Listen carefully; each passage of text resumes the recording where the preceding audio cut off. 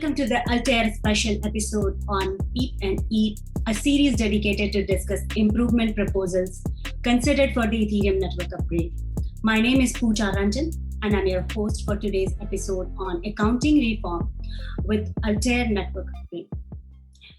Altair is the first upgrade of the consensus layer chain, alternatively known as ETH2 chain, that is expected on the mainnet in July 2021. Beacon chain went live in December 2020 with introducing staking on Ethereum network with close to 150,000 validators and 5 active clients. Understanding of any change to the present reward structure or addition of new feature is important to the community. To provide an overview of this upgrade and proposed features, we are joined by Alex Stokes from Ethereum Foundation, and of course, our own Ethereum cat herders. We have special guest, Ben. Welcome to the show, Alex. May we have a quick introduction of you, a little bit about how you got engaged with Ethereum community and the Beacon chain? Sure, yeah. Hey, everyone. So yeah, I'm Alex Stokes. I'm a researcher at the Ethereum Foundation. Today, I'll be talking about accounting reform in Altair, and we will definitely dive into that as we go. To get started though, let's see. I've been following the Ethereum community for many years now, and in particular, pretty deeply engaged with ETH2 for the last couple of years. I'm very, very excited by what's possible, as I think we all are, with sort of this vision of a scalable Ethereum. So part of that is a series of upgrades that we'll get into. To make the network either more secure or more scalable in various forms, so that we can have more transactions, ultimately. And yeah, the first of those is Altair. So unless there's anything else, I could go ahead and get started with some slides I have here. Thank you for introduction. So without further ado, let's dive in. Great. Okay. So accounting reform. If there's questions with anyone on the call, you're welcome to ask as we go. Otherwise, we could take some and do like a Q&A at the end. But either ways, we'll start just with the outline, which is, what is Altair? Why do we even care about it? What are the flagship features that are going into this network upgrade in particular? So there's a couple of them at these flagship features, and one of them is accounting reforms. So that's what I'm going to dive in today, and hopefully give you a sense for how incentivization works on the Beacon chain. What are the validators doing? Why are we rewarding them, or possibly penalizing them for different behaviors they take on the network? And with this feature in particular in Altair, it's a change to how we handle the incentivization. So then we'll look at kind of concretely what's changing, what came before, like how are we upgrading the Beacon chain itself, and hopefully you'll understand why it's better. And then we'll just conclude with a little summary. So yeah, first, Altair, you've probably heard about it. It is a network upgrade that we have planned for the Beacon chain. So the Beacon chain, as Pooja said, launched in December 2020, part of this umbrella of things called ETH2 that you've probably heard a lot about. In particular, the Beacon chain is a first step moving the Ethereum network at large from a proof of work driven consensus to a proof of stake driven consensus. And that can quickly get very technical very quickly. The point being is it's just a change in the way that the blockchain kind of operates, that we hope is ultimately more safe and secure for the Ethereum we have today. And that's kind of what I mean here when I say in the future. The Beacon chain will host this sort of consensus layer for Ethereum. You can think of a lot of the application stuff happening today as the execution layer. And again, I'm sure if you're watching this, you've heard of the merge that I capitalized because it's the merge. It's quite important. But essentially, it'll be taking, again, the Ethereum, the economic activity of Ethereum today, and moving it to this new home, the Beacon chain, to again begin this series of upgrades under the ETH2 umbrella. Then down the line, we hope to even scale things further with sharding, which I don't think I'll talk on, or I'll talk too much today, but essentially it's the future is looking quite bright with making Ethereum even better than it already is today. Here's a little picture that is just a super high level cartoon of what this ETH2 thing is. So we have the beacon chain I spoke about. You can kind of think of it as this coordination layer, sort of this blockchain we use to sort of administrate the other blockchains involved. And in this case, they would be shards. And in this sense, once we have a sort of sharded Ethereum, the various shards aren't sort of independent blockchains in their own sense, but they host data that then scales up the capacity of the system overall. So it only shows like shard 1 or shard 64 here, but there would be 64 shards. And the idea is that you basically have all this data capacity that then you could use to power things like rollups and various other layer 2 scaling solutions you might have heard of. So you could imagine now we have this new proof of stake home that then is scaled by all this data capacity for these different layer 2s, and you could quickly get to a much more scalable Ethereum than the one we have today. So Altair then is the first network upgrade we have planned for the beacon chain, which right now is happening independently of Ethereum mainnet, or at least sort of the execution chain that you've probably interacted with. And there's, again, sort of 3 high-level features of Altair. There's the sync committees we're adding. And so these are basically a new role for validators to perform. And what they do is basically sign off on the chain so far. And by doing that, you can then provide proofs to light clients that this is in fact the correct header chain. And then from there, a light client can only verify these proofs. They don't need the full blocks. They don't need the full state. And then you get light clients. And again, we don't have time to go into the details on this call today, but basically there's a lot of very neat things involved in the design that make them super lightweight. You can even do things like have bridges between the beacon chain and some other blockchain ecosystem, different chains, all sorts of fun things you can do. Do you mind actually if we go back and how is this different from the Ethereum one that we use right now primarily? Right. So, okay. You could almost ignore this. There's Ethereum 1, and it's a blockchain. And you could almost think about it happening separately to anything you see on the slide here, which is what's happening today. So then what we're going to do with this merge that you've probably heard about is say, okay, we're going to take the sort of execution or the application layer activity, and we're going to basically staple that onto these beacon chain blocks, the red blocks here. And then on top of that, this thing gets into the sharding design, but you can basically use all the shard chains here as extra data capacity, which maybe one day turns into sort of rich stateful execution shards. What it can immediately do is turn into data for rollups. So then you could imagine, rather than having one blockchain's worth of capacity like we have today for rollups, you now have 64 more times capacity. Does that make sense? It's kind of perhaps hard without me being able to draw some things, and I can't quite do that right here. Sure. Let's see. Okay, so we have these flagship features for Altair, and right. So I'm going to be talking about the accounting reforms today.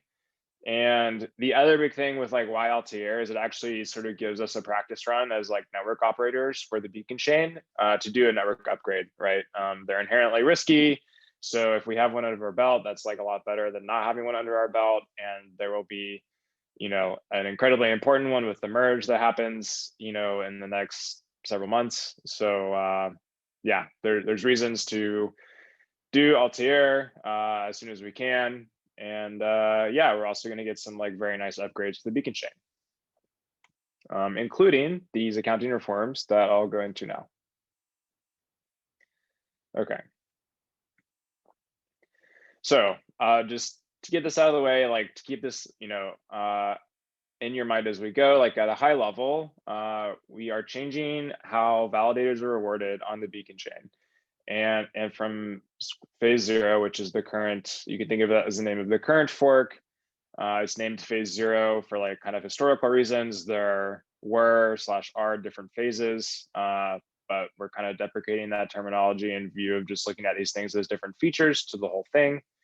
So either way, phase 0, moving into Altair, we change when these rewards are applied and also how they're kind of calculated and derived. So first I'll start by just like talking about like what the rewards and penalties even are, and then we'll look at the when and the how in the back half of this talk. So yeah, first we'll start with how does incentivization work in the first place? And the point being is, okay, we have the beacon chain. This is possibly part of the confusion today, is that like the beacon chain doesn't do much. At least as a user of Ethereum, I like kind of don't really need to care because all the beacon chain is doing today is coming to consensus on itself. And that's fine. That was actually by design because, you know, we kind of want to design this thing in parallel. If there is something that happens to the beacon chain, if there's an attack, if there's a bug, if there's some disruption, that can happen, and we can figure out how to fix it as, you know, developers of Ethereum on the side without affecting the current, you know, economic activity that, I don't know, what is it, 4 or 5, it's like some hundreds of billions of dollars. That would be very disruptive if we were to, you know, endanger in some way. So basically, focusing in on the beacon chain, we want to drive consensus. The short answer is we're going to hire validators to do this, right? Very much like how on proof of work on Ethereum today, we hire miners to mine the chain, right? They do this task for us, and in reward, you know, they're given the block subsidy, access to transaction fees. They're given, you know, these incentives to mine, to do this task. So similarly on the beacon chain, there's various duties that we'll see in a minute, and ultimately, we should tune these duties such that they facilitate things like consensus of the beacon chain, or, you know, consensus for light clients, stuff like this. Right. So we'll take a little aside into some of the mechanics of the proof of stake consensus, because we'll use, you know, you'll see the things we kind of reward and want to reward later on. And again, there's some kind of two mechanisms here. There's the Casper FFG mechanism, and then there's the LMD Ghost mechanism. So I believe, well, here, just to kind of do this, I have this little cartoon to like show what's happening. Perhaps we'll come back to this because I skipped the slide. So what did I say here? Right. Okay. So the main thing to realize here is that the Casper FFG and this LMD Ghost process, the ways in which we have consensus on the beacon chain, they're driven primarily by this concept of an attestation. An attestation is really a validator in the system, right? So if you become a validator on the beacon chain, what you then have to do is every so often, you need to say, okay, I think the chain looks like this. And you're going to sign that so that, you know, other validators can be certain that you, in fact, you know, did actually attest to this. And then that's broadcast on the network. And then every validator gets the messages of every other validator. And that's how you end up, you know, deriving the canonical chain. Right, so we need consensus on these attestations, so we put them in a blockchain, and so we need block proposals for that. I'm kind of building up these different duties that we might want on the beacon chain, and then we'll see that we need to reward them if we make them happen or not, and that's what we're building up to. So, right, and yeah, we're going to reward those behaviors. Now, this is what I wanted to kind of show. So basically, there's, I guess the first thing to note is that there are 2 timescales here. So the first timescale is on the order of epochs, which are a chunk of slots, and I'll define in a second a little bit better what that means. But basically, the way to think about it is on the beacon chain, there's a unit of time called a slot, and every slot is expected generally to have a block. And then what happens is after, say, 32 slots, you know, some number of them that we define in the protocol. So and that, you know, on mainnet happens to be 32. So with 32 slots, that's called an epoch. And then the reason epochs are important is because every epoch, we want to do some processing that doesn't really make sense to do every slot, just in terms of like the overhead of nodes actually doing this processing. And so we kind of batch it. And then that also then gives us these 2 different timescales to run these different parts of the consensus. In one sentence, like what is done at the different levels of abstraction, of like the different levels of the number of like blocks, right? So you have the one block where you do work in 32, right? Yep. Where you epoch. So what is like the different task? Right. So you're still, so a validator is attesting every slot, but then what you're doing is every epoch, you're looking at what happened in the previous, you know, the previous 32 slots, let's say. And then you're going to calculate all these attestations, and then from there figure out, okay, Was there enough to justify? And then if there's a justification, did that change finality? So yeah, just to round out the thought here, these, and you can't see that I'm pointing, but maybe, can you see the mouse? Yeah, I can see that. Okay. So these like taller lines here are meant to denote epoch boundaries, whereas these short little dashed lines here are these individual slots. And this is maybe a little misleading, but basically when I draw this like big block here, you should think of that as just like a summary of all the blocks in an epoch. And the reason why is because for FFG, we actually only look every 32 blocks and say, okay, you know, kind of what's happened here. And so that's where you get this like coarser grained behavior looking epoch per epoch. Whereas for any given epoch, you can actually resolve into, you know, this lower level, more fine grained structure, and it's the slots, each slots have blocks, or maybe they don't. And this is what I tried to do here. There's, I guess in black, we have this canonical chain. The head of the chain is this like golden block up here. And then we have, you know, for example, so like this epoch was justified, but then basically it looks like it was orphaned for whatever reason, right? So validators decided to go down this part of the chain. Then within the segment of the chain here, you see there's still orphan blocks for whatever reason, right? Validators did not choose to build on top. And I just wanted to so first off, what is an attestation? And then also, what does it mean for a block to be justified? Right.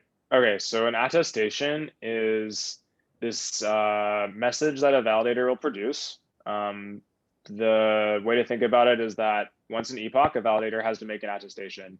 And that is a signed message that says what their state of the chain is. So it's like literally, I'm a validator, I'm running a beacon node, I have my local view of the network. When it's my turn to attest, which is once an epoch, I build a little message and I say, okay, this is the head of the chain. This was the last justified epoch. This is what I think the next justified epoch should be. And then some other metadata just to help with accounting. Does that make sense for what an attestation is? Yeah, that makes sense. And then okay. And then yeah, so justification. So this gets into Casper FFG, but essentially it's how we make sure the chain is secure. It's how we produce finality. The way to think about it is that if 2/3 of validators across the entire set have attested to the same block being justified, then it becomes justified, if that makes sense. So basically you have this like threshold of security, which is 2/3. And once enough of the validators have attested to the same thing by 2/3, then it's justified. And the reason that's important is because if you justify a block that has been justified, then the sort of grandparent block is finalized. So that's a bit dense. Yeah. And so, yeah, I'm sorry. I didn't have like a good graphics for this, but basically justification is important because if you keep justifying things, then that means that you're finalizing things. And finality is important because it is actually this like very strong property of consensus, which is that if you finalize a block in the chain, you cannot finalize a conflicting block without demonstrating, without proof that you can slash, you know, some huge amount of validator set, say 1/3 up to 2/3, right? So that's actually where we get the security of proof of stake, is because, you know, let's see, I used to have numbers on this, but basically, yeah, it's like hundreds of millions of dollars, if not more, right? To basically, that you have to be able to burn of Ether before you can like actually slash, or before you can actually finalize a conflicting chain, because that's slashable. Does that make sense? Sort of. I think it definitely is dense. I think that's kind of unavoidable. So maybe we should just move on. But okay.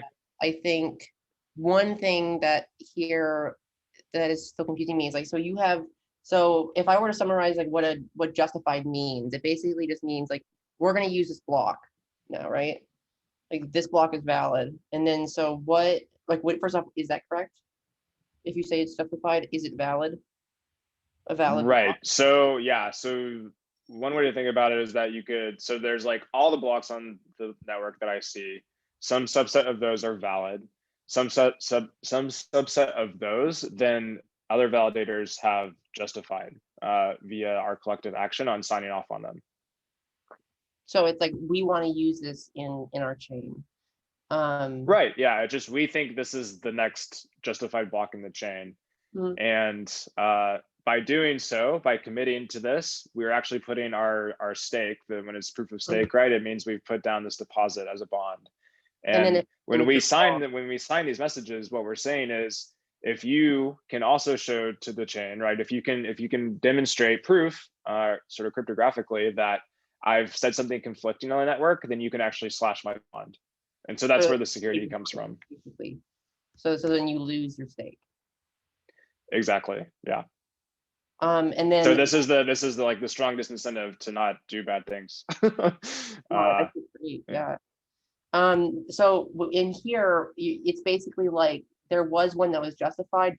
Does this mean that like it got the 2/3 of people saying that it's correct?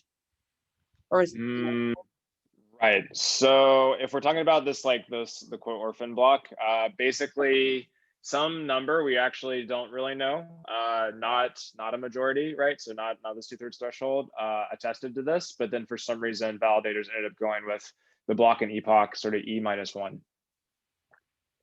So yeah, again, maybe that was like too much detail for this crude cartoon, No, but that I was just trying to show that like you can, it's sort of this like more dynamic property than just like, you know, just going block by block.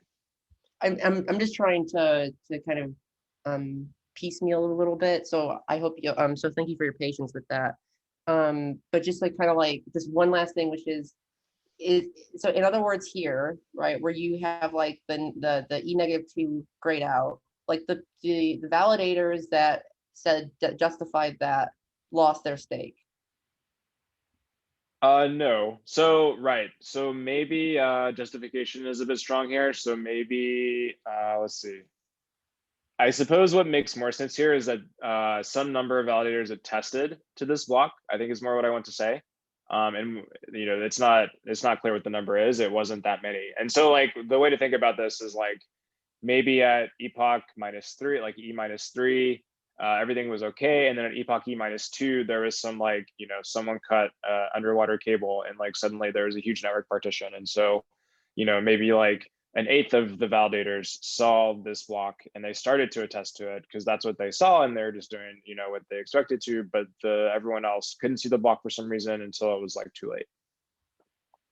Thank you very much. I think we can move on now. Appreciate Okay. it.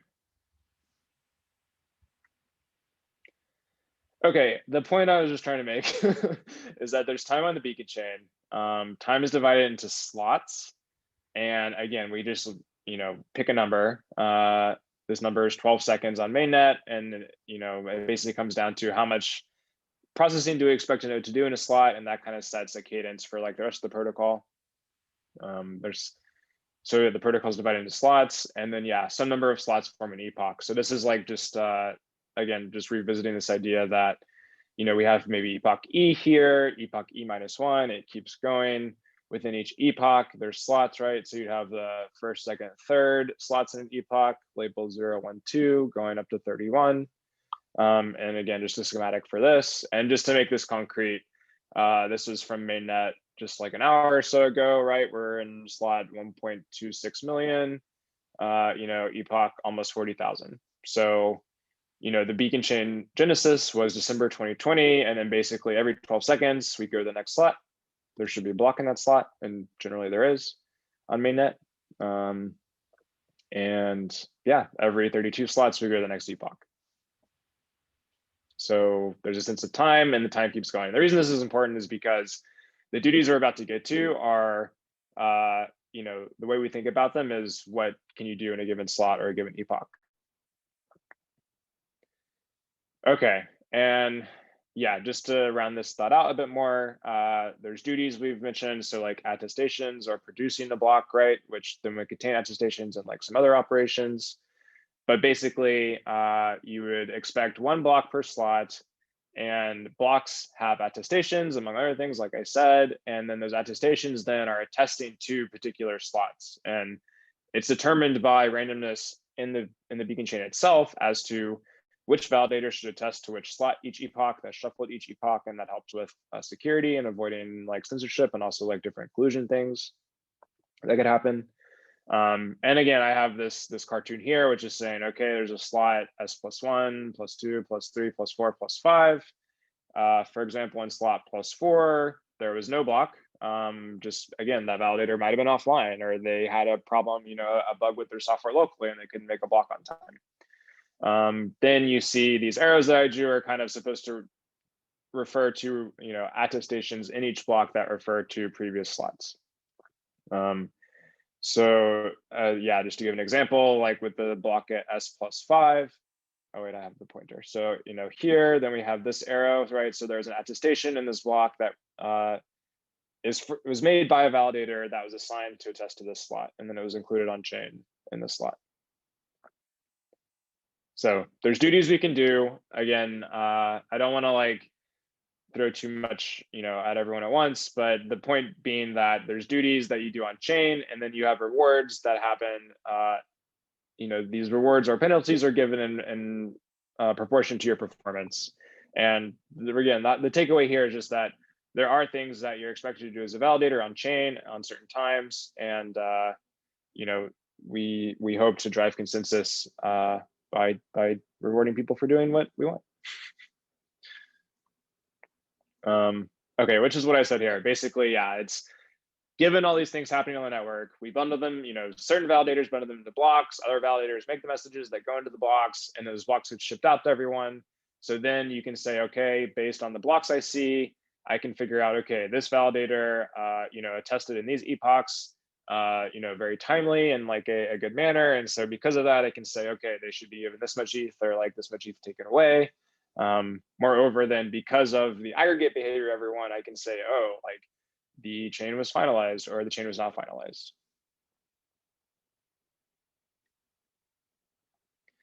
And concretely, these are the things we want to think about rewarding.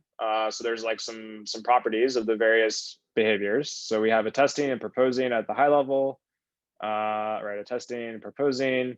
So when we attest, if there's a correct FFG source, a correct FFG target, or if the attestation has the correct head of the chain, then we want to give validators incentives. We want to give them rewards for doing this correctly. And again, it might take us a little too far afield, like get into concretely what source and target are. But I guess I can give just briefly, like if this arrow is a justification, then the source, would be where it's pointing to, and the target is where it started. And the idea is you want enough validators to do this such that you then build up to this, sort of safety threshold of the stake. Right, and then also you get the correct head of the chain. So there's a part I actually did not talk about here, which was LMD Ghost. And then basically the way to think about it is that you have attestations coming in every slot, and you actually can use the weight of those attestations to influence the fork choice on like a very local level. And I could have drawn weights on these different blocks that you might see, but again, that's perhaps different talk. So we want to reward those things. When we propose, we want to reward proposers themselves for including attestations. So you can imagine validators proposing blocks, but there's empty blocks or something. Like that's not helpful because you need the attestations on chain to know, what's canonical and what's not. So we want to incentivize that. And then also in Altair, there's a new type of duty we can perform, which is the sync committees. And these are the ones I mentioned that are signing off on each block and then basically providing these as like proofs for light clients so that they can only efficiently follow the header chain, so to speak, of the beacon chain. And then also, of course, we want proposers to get some incentive for including those. So that's new in Altair. I believe there's going to be other sort of episodes in this series talking about the other features of Altair. So I'm not going to get into them too deeply, but they exist.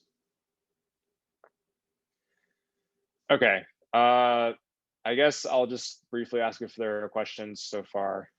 And if not, that's okay. I guess I'll ask like one question. I guess like what is the main problem that you're trying to address that you think ETH2 is trying to address that ETH1 experiences? Right, so there's a couple things.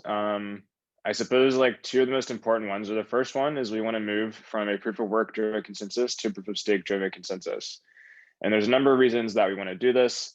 One of them, I mean, honestly, at the end of the day, I'll claim that proof of stake is more secure. Mainly, like the intuition there is that you have representations of consensus actors in the state of the protocol itself. And so you can do more fine-grained things around incentivizing them and also penalizing them. And actually, we'll continue on and you'll see kind of concretely what that looks like. But basically you have more tools at sort of the protocol level to like deal with bad behavior. So you could imagine then that like proof of stake could actually be more secure than like a proof of work setting. Also, another one people really talk about is like the energy consumption. So with proof of stake, you're really just running some computer software. There's no sort of race to the bottom to like dump as much hash power as possible to quote mine the chain. That's one thing. Another big thing is, again, this sharding idea where we now basically, rather than having like one block, so like one way to think about it is rather than having one block, we're now, or like one sort of regular size block, we're not going to have one like massive block, like maybe one 64x block. And then what we need to do with sharding is do this in a way that we can still make these huge blocks, but they are processed in a way that keeps the system able to be verified or validated by regular sized nodes in the network, and that's again to maintain the decentralization. And so with that of Ethereum. And so would the idea with that essentially be like 64 times as many transactions per block? So kind of roughly, yeah, roughly. And so all these like dashed arrows here are like references between the beacon chain and the different shard blocks. And basically what you can do is say, okay, if I have a roll-up block that happened in shard 1, this block B2 that's labeled, basically then I could like even make proofs about that rollup, sort of the transactions in that rollup block I can make proofs about, and some later shard block on shard 64 and do something there. And you kind of coordinate that through the beacon chain. Okay, thank you. I think that's okay. Is 64 shards a hard limit, or could it go beyond that theoretically? Okay, so it could go beyond that. And actually Vitalik just wrote a very good article about some of the rationale and like how we get to 64. And it turns out that maybe you can go a bit beyond 64, but 64 is actually a pretty good number given all the other parameters in the system. I can send you a link to that after. But yeah, it's going to take us too far afield to really delve into that right now. Yeah, great. So 64 is good. It could go more. And like, again, the high level intuition is that like, if computer hardware gets better, then we can have more shards. So like, for example, if we suddenly have fiber optics everywhere, then like maybe everyone has like much higher sort of average bandwidth. And then maybe you could imagine having these shard blocks get bigger, or maybe everyone suddenly has like much faster computers somehow. And then so you can imagine you can do more computation at this layer 1 versus layer 2 or something like this. So this was just kind of a random kind of insight that I've seen, kind of off topic, so feel free to stop me. But one major concern that I have with like, as far as Ethereum, is the archive node and the size of the archive node, and like just kind of the size of the history of the state. And like, so if we're doing, 64 times as many transactions, then wouldn't that expand the size of the archive node, or it basically expand the necessary storage to like as a baseline for as validators, I think, right? Like, yeah, and even just regular users, right? So if I have like, if I send you some DAI in a roll up on like in block B4, like I might sometime later need to know that happened.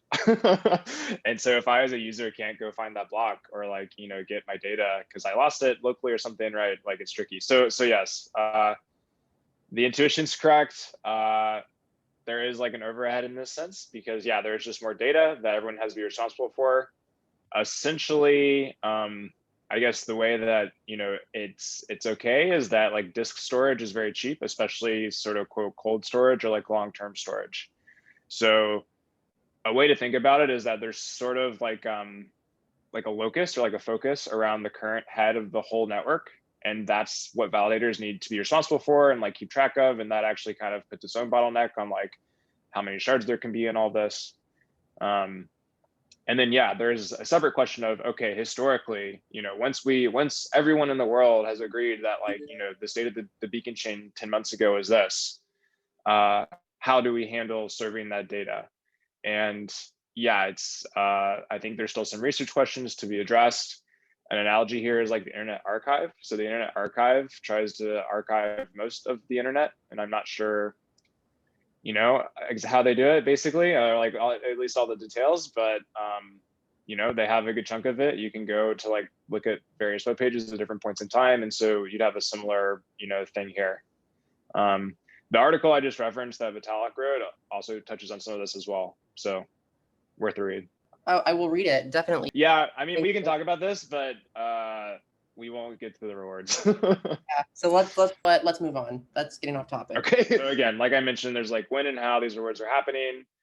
And yeah, maybe this is getting a bit too in the details, but the way that they happened before Altair is you had pinning attestations, which are these data structures derived from attestations that just record your timeliness for each validator's performance, and then that then would go into the rewards. Every epoch, you would use these to figure out, okay, a validator gets this much or they lose that much for either doing or not doing some behavior that we just discussed. Let's see, so how's that changing in Altair? Instead of having these pinning attestations, we're now going to have participation flags, which are just like, it's a very compact bit field. And then we're also going to, in real time, rather than what's an epoch, we're going to mark participation for each validator. So I know I'm going through this really quickly. Yeah, these participation flags, again, it's a bit field. There's only 3 that we need now for the various things we want to, you know, incentivize that I mentioned with attestations. There's more bits for future rewards, right? So like sharding or different things like this that we'd introduce in the future. The reason we care about this, there's basically a smaller footprint on chain compared to these pinning attestations. It's more extensible, and also doing these doing the sort of accounting for attestations in real time rather than once an epoch smooths out some of the loads. So rather than doing like a bunch of computation during the epoch, once an epoch, you can kind of do some of it and pull it and smooth it out across the epoch, do it per slot. Then there's like the how, and yeah, I'll kind of just zoom through this. So this gets at the question you're asking. We want to reward validators for their job. It scales with the amount of validators there are. So as there are more validators, you end up with basically giving smaller rewards per validator, and that's what this chart shows. So yeah, right now this came from the launchpad just a couple hours ago. There's 4.8 million ETH staked, and yeah, the APR is around 7%. Right.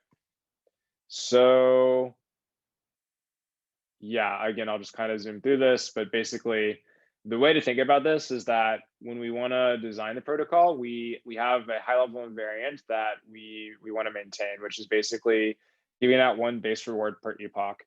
And a base reward is kind of this just like fundamental unit that we just kind of make up. You know, it basically turns out to some factor, 1 factor of gigaway.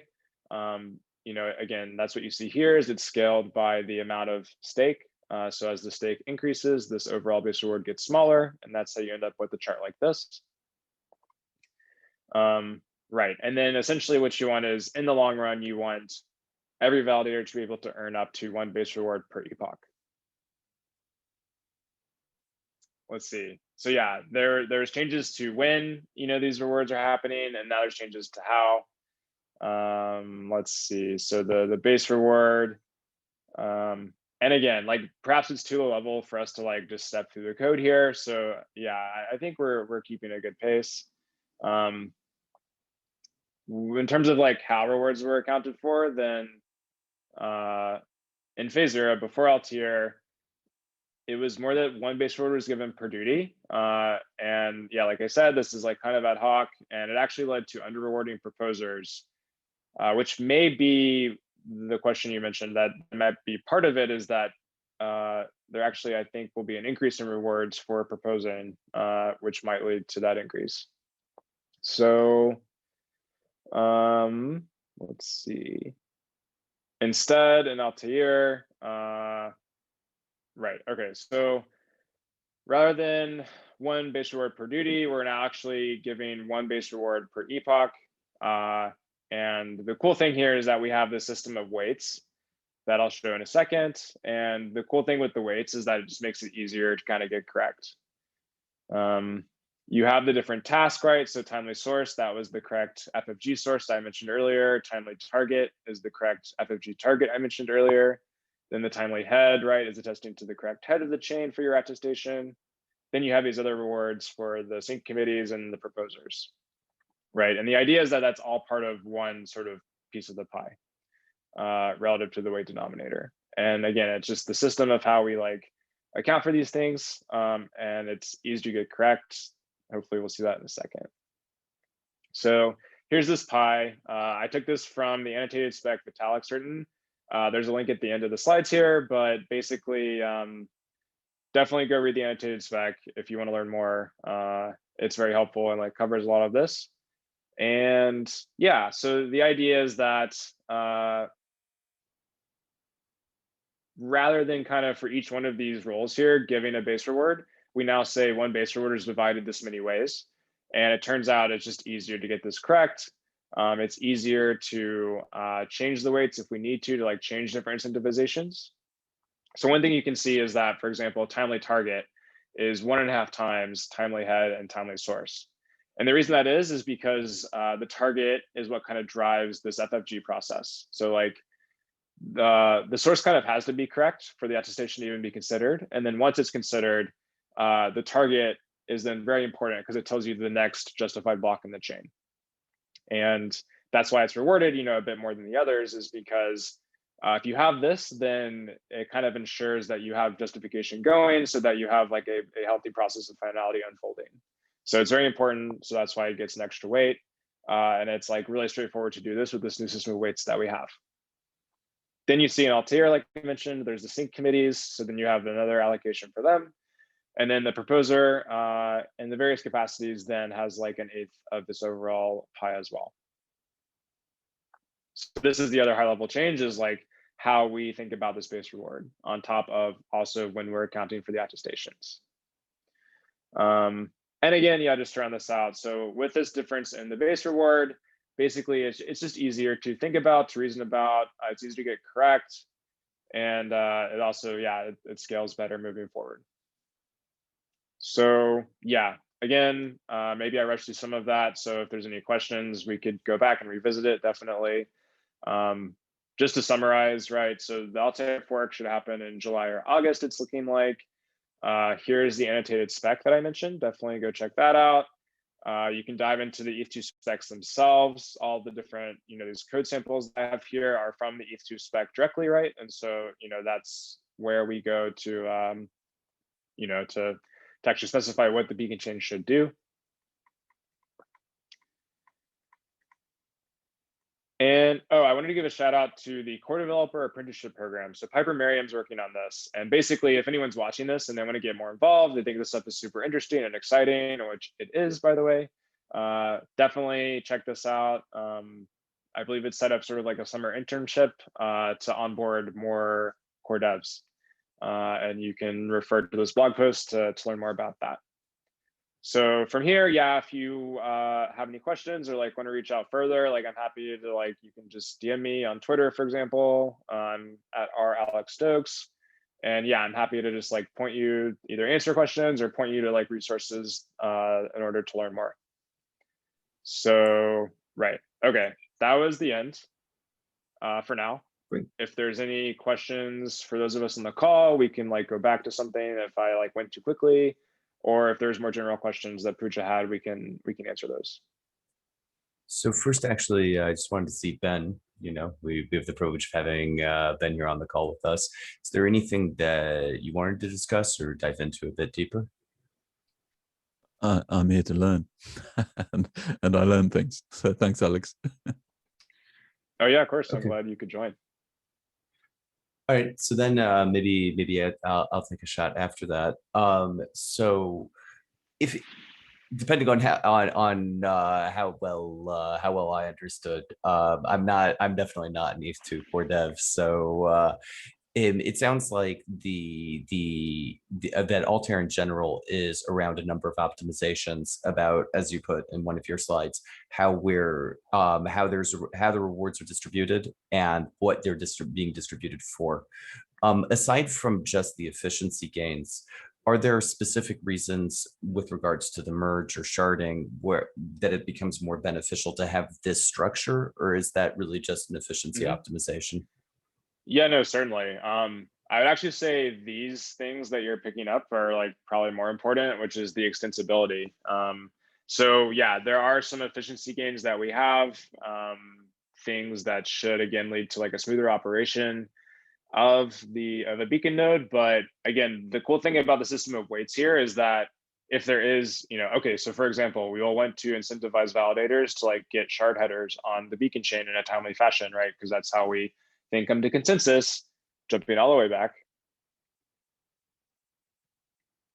I should have a better way to do this, sorry. But jumping back here, these dashed lines happen by including headers of those shard blocks on the beacon chain, and then we'll want to incentivize that. And so, it's now actually really straightforward, jumping back, to just add change those this to the pie. Because exactly, yeah, because it's just like, okay, now we have another like maybe 1/8 reward, or figure something out. And the reason this is an improvement beyond what we had is that the way it worked before is that basically we didn't have this pie. And so the rewards kind of stacked in a strange way. And that's actually how we ended up, I believe, under rewarding proposers, is because we basically said a proposer gets 1/8 of the base reward, but it was like per duty, because that's the way that it was structured in phase 0. And so now we can say, okay, well, no, you get 1/8 of the base reward. And that's, again, this is a more like consistent and coherent way to think about it. And it's ultimately just to say, okay, when we have this invariant, we can now like reason about it in other places. For example, if like proposer rewards are like radically different than some other reward, then maybe there's some weird incentive where like a proposer individually could do something like censor other validators on chain, right? And then there's like weird attack vectors. So the point being, it's better for analysis and like just generally reason about the spec. And yeah, there's this like forward extensibility where now we can change these incentivizations, and we can do it kind of more confidently.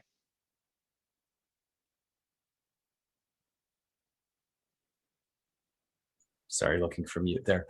Does that mean that as new rewards, or sorry, as new duties that are rewarded, that are incentivized, get passed in for instance, taking your example, verifying the shard headers, does that mean the base reward is going to remain the same? It's just being divided differently, or is the base reward itself going to change as new layers get added into ETH2? That might be out of the scope of this conversation. Well, it's a good question. Yeah, you could imagine, but I think that's part of the benefit of this design is they're different levers to move, right? So we could say, okay, fix the base reward. The base reward then is divvied up in this way, and we could just say, okay, take another chunk out of here and give it to the shard rewards. But I mean, I think you raise a good point, and I haven't thought about this myself, but I think it would make sense to say, okay, well, validators are doing more. There is this overhead now for running a shard node on top of all this. So then maybe the base reward should go up, right? And that could be something like changing this base reward factor. Yeah, something like I was going to say, once you have that as a variable itself, that also just becomes something that can be varied depending on the situation in the ecosystem. Yeah, and so there's all these knobs. Someone has to figure out what the knobs should be. Yeah. All right, very nice. I'm gonna pass over to Pooja. Thank you, William. Thank you, Alexis, for the presentation so far. So if I may come back to that question again, it's like, because this is a generic question for people in general. So this pie chart, I'm assuming that this is the way of distribution. May I repeat the question? As is asking, would be great to get confirmation of the block rewards per staker. So like this pie chart, I believe is going to help with that. Right, so the pie chart is just how the different block rewards would be allocated. So like, for example, as a validator, you're going to be attesting once an epoch. You are, I think, just looking at chain data even to date, you're like very likely to get the source correct. So you get the 12th out of 64th reward there. Validators can generally get this timely target. So then you get the 24 out of 64. In the long run, you will eventually propose a block or be on the sync committee. So then you get those rewards. And then again, yeah, if you get the timely head, which, and this is really digging into some details, but the timely head seems to be the one that is hardest to get. And like part of that has to do with like block propagation on the network, which again is like a known issue amongst the developers and something we're looking into. But yeah, I mean, ultimately, so I guess maybe if you would repeat the question, because I thought it was something more about like, you know, percents changing. Right. I think more about, you know, like they would want to understand what's going on with this graph. Right. So yeah, that is the question. Like it is assumed that it increases from 3% to 12%, but if that is directly resulting into 8% or more in increased API in future or something like that. Right. So I haven't done these APR calculations myself, and yeah, I guess I don't have like a nice answer to how they would immediately change in Altair. A lot of it will just depend on validator performance, and generally we shouldn't be doing anything to disrupt that.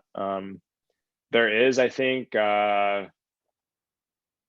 it's like Ethereum calculator. I can look for it, but basically there is like a rewards calculator that someone maintains. Then maybe you know, because I think it's by consensus or someone in consensus. Yeah, Colin Myers put something together, but I don't know if it's up to date with Altair.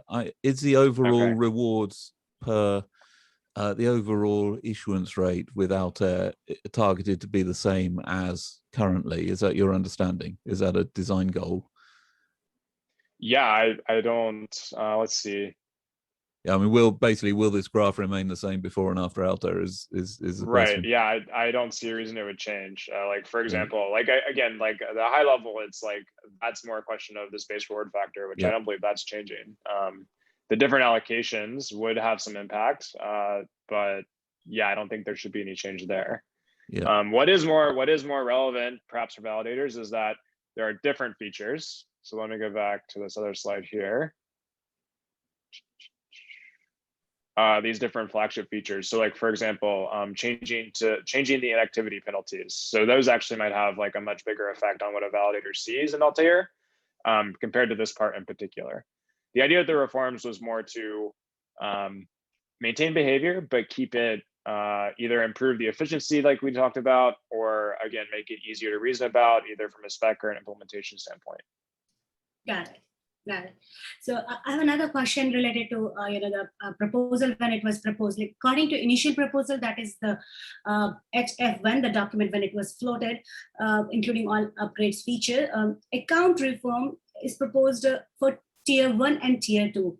So is this proposal document still good to be referred to? That's number one. And if so, could you help us understand in simple terms the basic difference between accounting reform for tier 1 and tier 2, maybe with respect to inactivity leak? So I can, but I'm not sure what the tiers mean. I think Vitalik originally proposed 2 accounting reforms, and I honestly can't remember if we adopted them both or just one of them. It's right. Well, so there's a number of things that have been in the pipeline. So there's perhaps almost even 3, and 2 of them are here, which it's not going to be clear what I'm really talking about. But basically, so yeah, we could say one of them is this change to the participation flags that I kind of glossed over, but basically it's just like how we track performance. Another one then is how we handle the weights of the different rewards for the various tasks. That would be another one.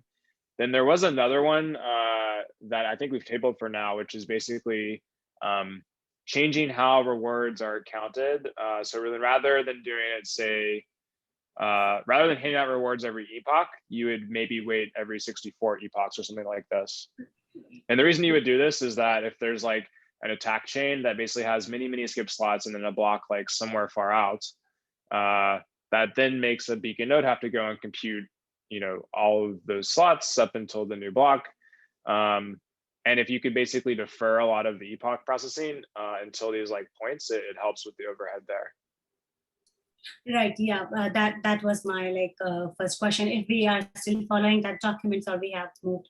Here we go. Okay. Oh, I see. Okay. Okay. Right. Pending. Right. A lot of. Okay. So yeah. So all of this is in here. We are looking at these fork choice changes, but they can happen kind of separately to the hard fork. So we can kind of ignore those. And then, yeah, so tier 1 is what I've been talking about today, with getting rid of the pending attestations, having the bit fields and participation flags, and then like also how we sort of compute the rewards. And then now tier 2, this is the inactivity links. That again should probably be a separate talk. And this is what I was just talking about with these empty epoch transitions, and that's actually been deferred for now. That's good. Yeah, that was my initial question, because we find a lot of documents. It's important to know what is like the latest document that people may refer to. So I mean, this is my last question. I know we went a little over our time. This is my last question that is related to the process. Actually, I'm just trying to understand, like, this Altair is a feature-centric upgrade. So unlike the Ethereum execution layer chain, there is specs available for a beacon chain. And I assume that makes it simpler for people to, if they're suggesting feature, to just create a pull request to the mainnet spec. So I'm curious to understand how this is identified in the first place. Like, was that the part of the plan before the launch and we are just implementing it? Was it decided in the phase wise? Just if you could talk a little bit about the process flow, how any feature is proposed to be included in upgrade. Sure. Yeah. So I mean, in like concretely, there, it's an open source project. Again, I put the link here on GitHub, Ethereum, ETH20.specs. And we can and do have people either on the research side or on the implementation side, right, that are like actively working on this stuff. There's a ton of activity. So many issues, so many pull requests, basically trying to figure out, how do we make, a nice beacon chain. Definitely encourage contributions by anyone who's watching or listening, to get involved if they want to. Then maybe on like the medium term, it's like how do these, where do the features come from? How do we decide on them? For Altair in particular, like a lot of these were things I think that were already in the pipeline in terms, like, for example, with light clients, right? Like, it's been a design goal since for years now to have efficient light clients for the beacon chain. And that's so that we can do things like have efficient bridges, also have efficient light clients. You could imagine replacing MetaMask that everyone uses with a light client in the browser, right? And that would actually contribute to decentralization of the network at large, because you're not relying on, say, Infura as this like centralized provider. Efficient light clients let you do that. And then some of these other things in terms of, again, like the rewards accounting that we've looked at today, and what else? Oh, the inactivity penalties that we have. I'm trying to get back to these features, right? So the inactivity penalties, some of these are things where, it was planned to make certain constants like less punitive, so that it's, or actually more punitive, so that it's, easier at the beginning for the Genesis validators to kind of do things and work through bugs and their setups and also the software. And so I guess a lot of these things were kind of already planned, or like, there's ideas around how to improve things that have been floating around for some time. I guess that was a bit rambly, but does that help?